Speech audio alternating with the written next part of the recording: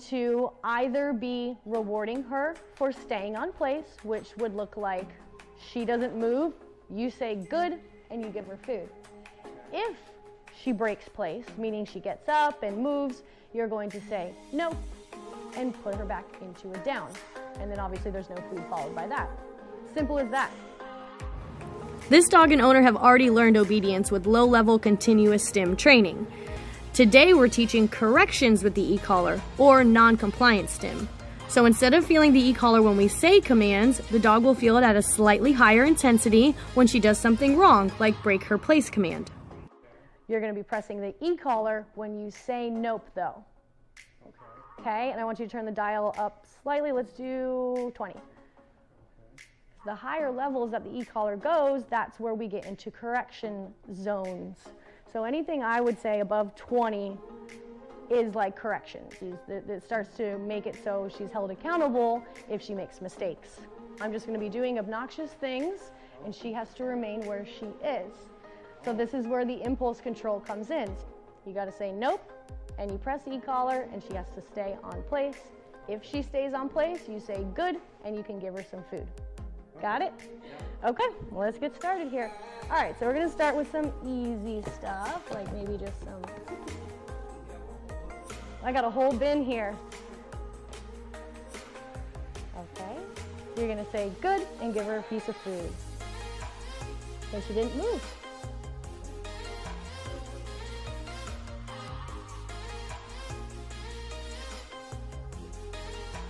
All right, so good and give her food.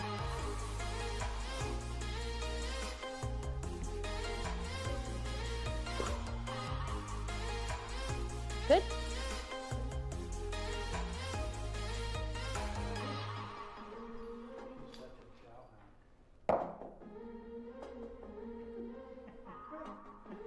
She's like, I'm not falling for this trap.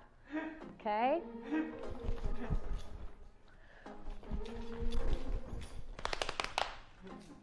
What do you say? Nope. There you go. We got her. That was the one for her first time. Good.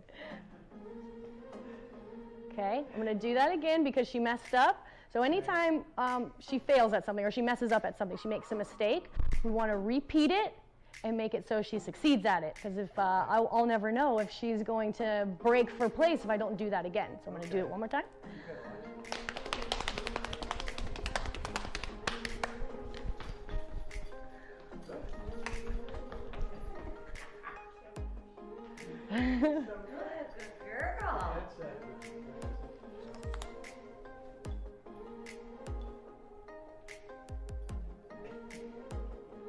Say good.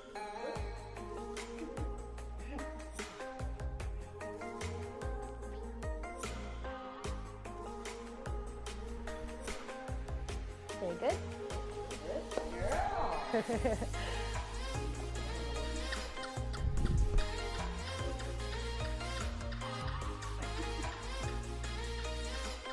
Good.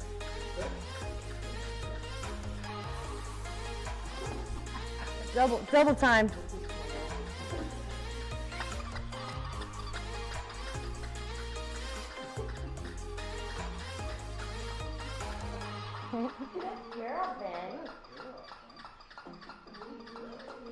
Sometimes when people get down on the ground, they want to come up into your space, or when they do the baby talking, oh, she's so pretty. Oh, good girl. Say good.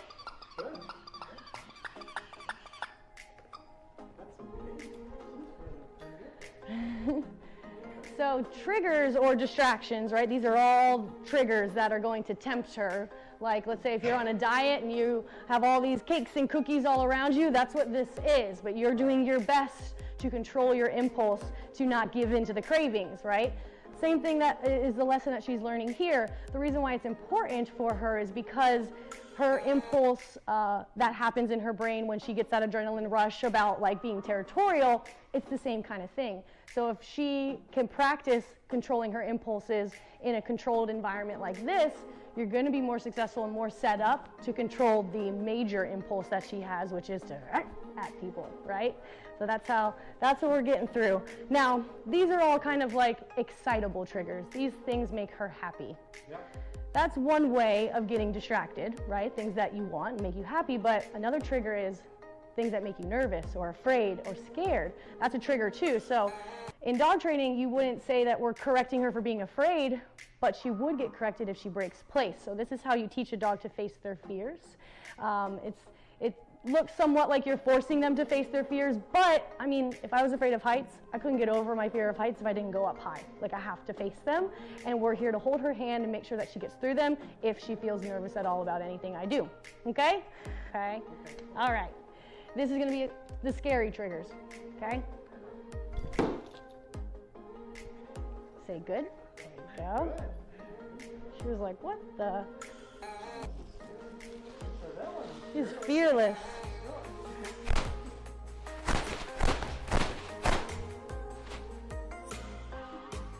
Nothing, wow. Well, our dogs run for the hills. Okay.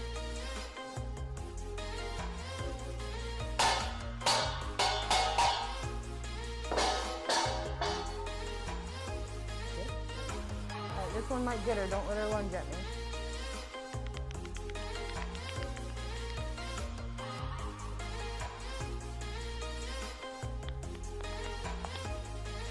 Falling for it. Nice. Good girl. She's too smart for this. You only had to correct her one time, and look at this. So this is what I want to explain to you, Paul, is that when you correct her for the little things, she's on her best behavior. She gets one correction in the beginning of the day for her being a little too excited. She's not going to get so excited so easily the rest of the day.